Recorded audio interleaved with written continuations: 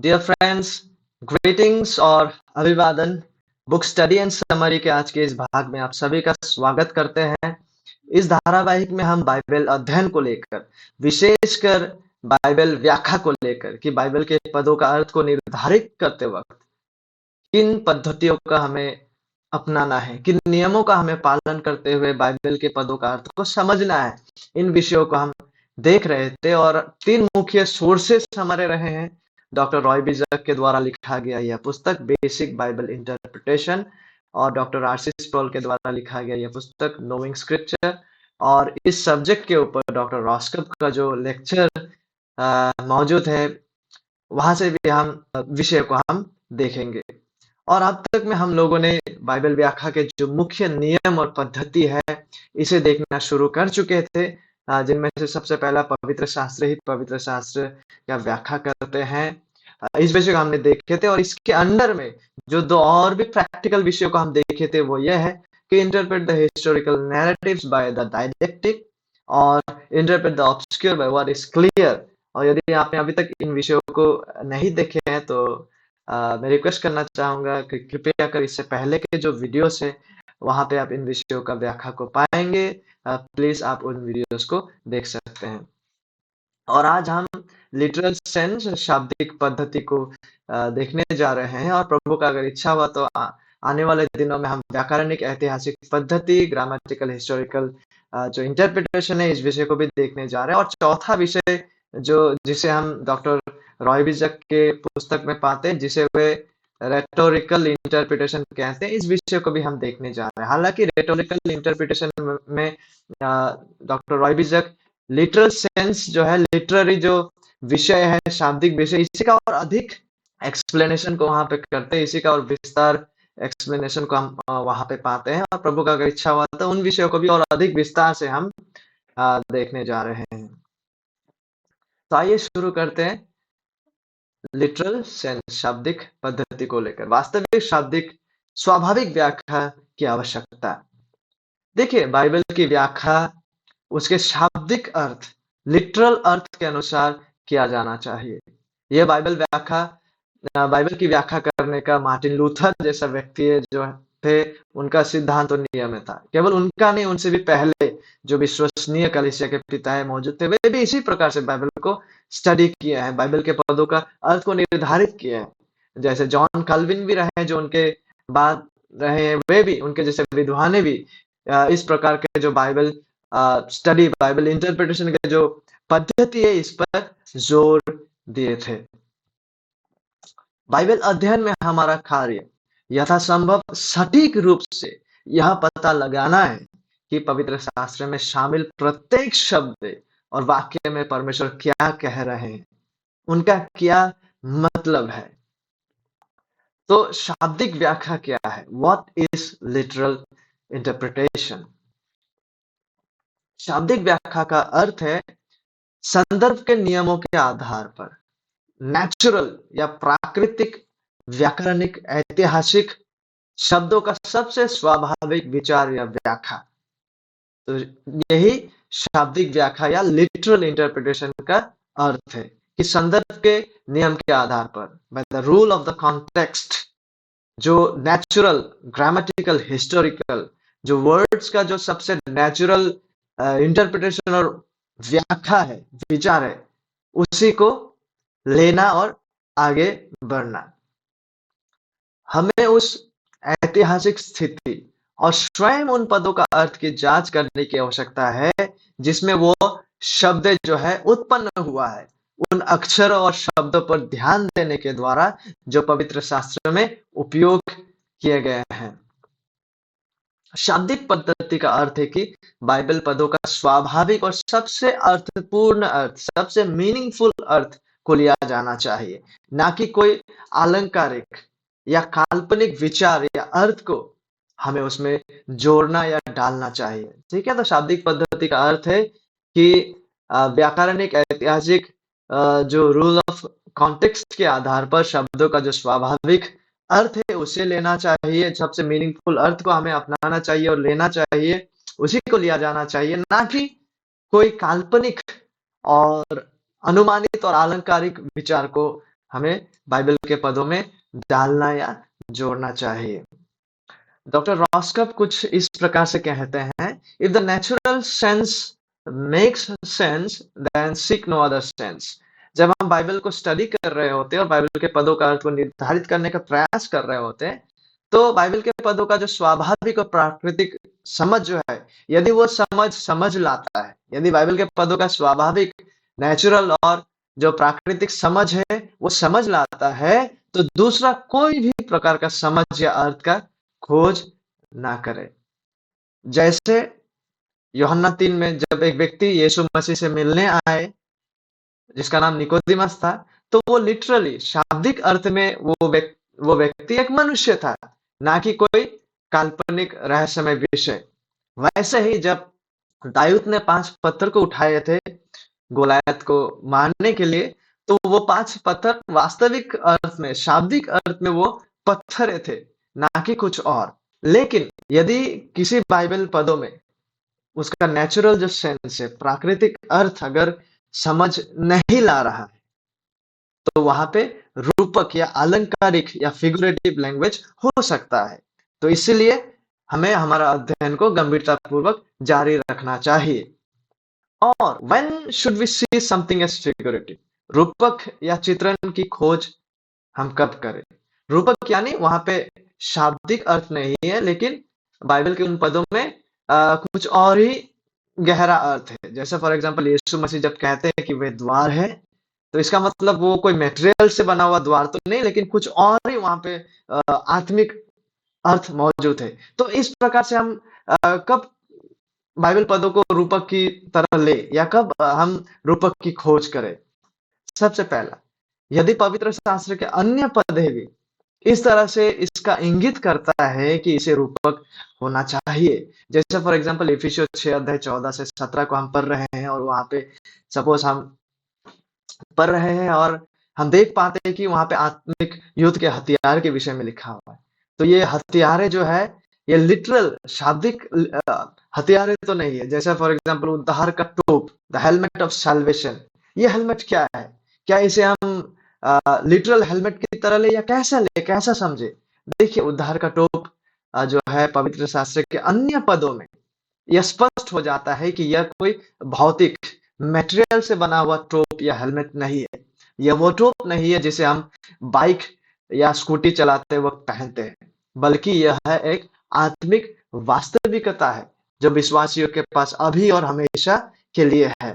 उद्धार का टोप या द हेलमेट ऑफ सैल्वेशन वो अनंत सुरक्षा है जो परमेश्वर हर विश्वासियों के लिए प्रदान करता है।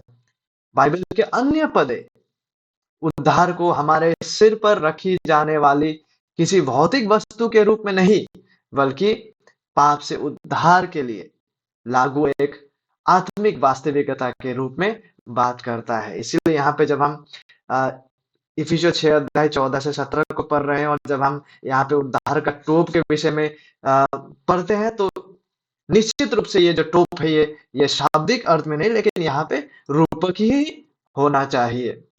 क्योंकि बाइबल के अन्य पद भी जो उद्धार है उसे आत्मिक वास्तविकता की तरह व्याख्या करता है, ना कि सर में पहना जाने वाले कोई टोपी की तरह। और दूसरा, हमें कैसा पता चलेगा कि किसी बाइबल पद में रूपक है और वहां पे हमें रूपक की ही खोज करना है? वहां के व्याकरण के द्वारा। कैसे? क्या पवित्र शास्त्र के उन पदों में व्याकरण के बारे में कुछ ऐसा है जो यह संकेत दे रहा है कि हमें यहाँ रूपक या फिगरेटिव लैंग्वेज को ही लेना चाहिए?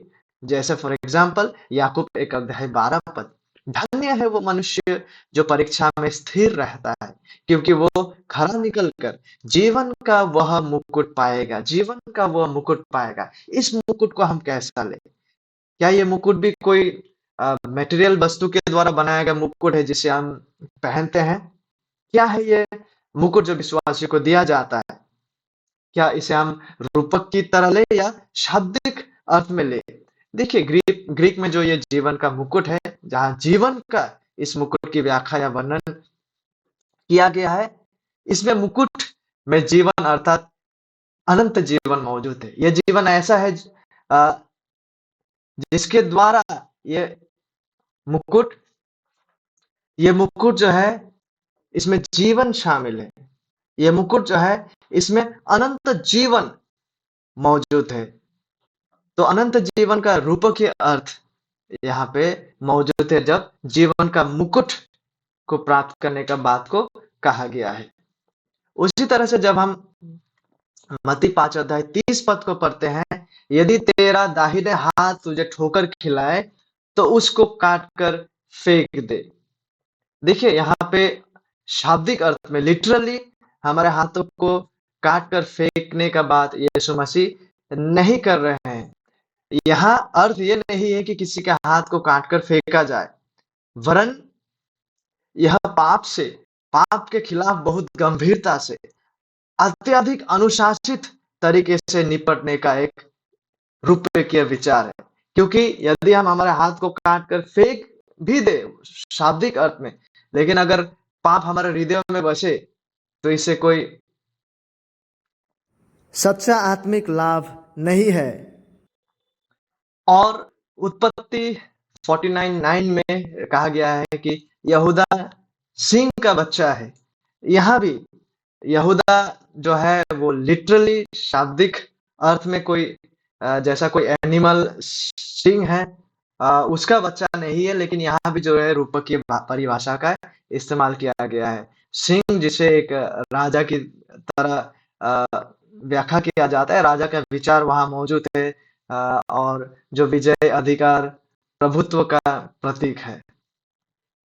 शाब्दिक पद्धति से व्याख्या का महत्व, हमें क्यों कर इस पद्धति को अपनाते हुए बाइबल का व्याख्या करना है, क्यों कर ये इतना महत्वपूर्ण है।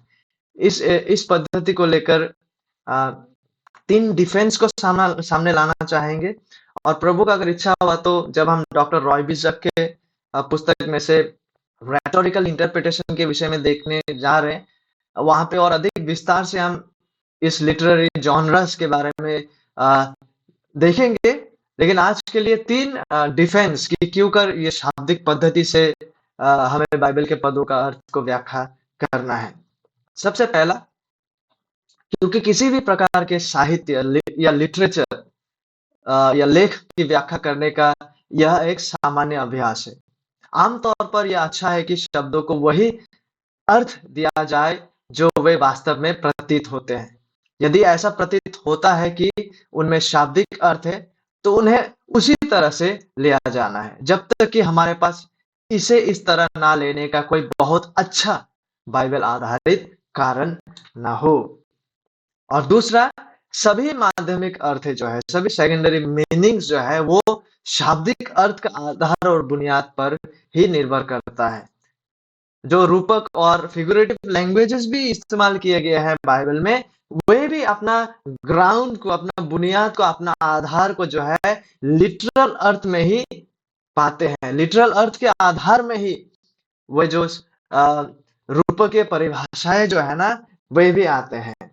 जैसे फॉर एग्जाम्पल यूहन्ना 10 अध्याय 1 में यीशु मसीह कहते हैं, मैं तुमसे सच सच कहता हूं कि जो कोई द्वार से भेड़शाला में प्रवेश नहीं करता परंतु किसी दूसरी ओर से चढ़ जाता है, वो चोर और डाकू है। यहाँ पे मुख्य रूप से यीशु मसीह जो है भेड़शाला का विषय में बात कर रहा है, भेड़शाला और उसके, और ये भेड़शाला जो है जो कुछ इस प्रकार से दिखता है, भेड़शाला कुछ इसी प्रकार से बनाया जाता था, ये पत्थर का इस्तेमाल करते हुए या काठ का। देखिए हम देख पाते हैं इस चित्रण में, यहाँ पे एक द्वार है और चारों ओर जो है पत्थर को इस तरह से भेड़शाला बनाया गया, जहाँ पे भेड़ लोग अंदर में सुरक्षित रीति से रहते हैं। तो यह है भेड़शाला। यीशु मसीह जब यूहन्ना 10 अध्याय 1 पद में बात कर रहे हैं भेड़शाला का, तो वो लिटरल शाब्दिक अर्थ में इस भेड़शाला का बात को कर रहा है, जिसे आप इस चित्रण में देख पाते हैं। कुछ इस प्रकार का लिटरल भेड़शाला का यीशु मसीह बात को करते हैं। लेकिन गौर कीजिएगा, इसी लिटरल अर्थ के आधार पर यीशु मसीह आगे चलकर एक रूपकीय परिभाषा का इस्तेमाल करते हैं। यीशु मसीह आगे चलकर इसी लिटरल सेंस के आधार पर, इसी लिटरल सेंस पर निर्भर रखते हुए एक आत्मिक रियलिटी का बात को करते हैं, जिसे हम यूहन्ना 10 अध्याय 7 से 9 पद में देख पाते हैं। लिखा हुआ है, तब यीशु ने उनसे फिर कहा, मैं तुमसे सच-सच कहता हूँ, भेड़ का द्वार मैं हूँ। देखिए, अभी यीशु मसीह कह रहे हैं भेड़ का द्वार मैं हूँ, यानी कि इस दरवाजा की बात वो नहीं कर रहा है, लेकिन इस लिटरल सेंस का इस्तेमाल करते हुए वे रूपकीय परिभाषा को अपना रहे हैं और कह रहे हैं कि भेड़ का द्वार मैं हूँ। यदि कोई मेरे द्वारा भीतर प्रवेश करे तो उद्धार पाएगा और भीतर बाहर आया जाया करेगा और चारा पाएगा। जब यीशु मसीह यहाँ पे कह रहे हैं द्वार मैं हूँ, इसका मतलब वो किसी प्रकार के मटेरियल दरवाजा का बात नहीं कर रहा है। लेकिन इस बात को भी यीशु मसीह जो है, इस आत्मिक सच्चाई को भी, इस रूपए की परिभाषा को भी जो है, लिटरल भेड़शाला के आधार पर ही कर रहे हैं। वो पहले लिटरल भेड़शाला का बात को कर रहा है, लिटरल द्वार, भेड़शाला का द्वार के बारे में बात को कर रहा है और उसी बेसिस पर जाकर वो रूपक की परिभाषा का इस्तेमाल करते हैं। तो सभी माध्यमिक जो अर्थ है, सेकेंडरी मीनिंग्स भी जो है, वो भी जो है शाब्दिक लिटरल अर्थ का आधार और बुनियाद पर ही निर्भर करता है। और तीसरा, केवल शाब्दिक व्याख्या, केवल लिटरल इंटरप्रिटेशन में ही मनुष्य द्वारा अपने स्वयं के कल्पना और विचारों को पवित्र शास्त्र में जोड़ने का दुरुपयोग पर नियंत्रण और अंकुश लगाया जा सकता है। सटीक रीति से पवित्र शास्त्र के शब्दों का अध्ययन द्वारा, संदर्भ, व्याकरण, ऐतिहासिक पृष्ठभूमि के द्वारा। तो माय डियर फ्रेंड्स, मुझे नहीं पता कि आप किस पद्धति को अपनाते हुए बाइबल का स्टडी करते हैं, लेकिन अगर आप इस प्रकार के पद्धति से बाइबल का स्टडी नहीं करते हैं, तो मैं आपको रिक्वेस्ट करना चाहूँगा कि कृपया कर इस पद्धति को अपनाते हुए बाइबल का स्टडी करें।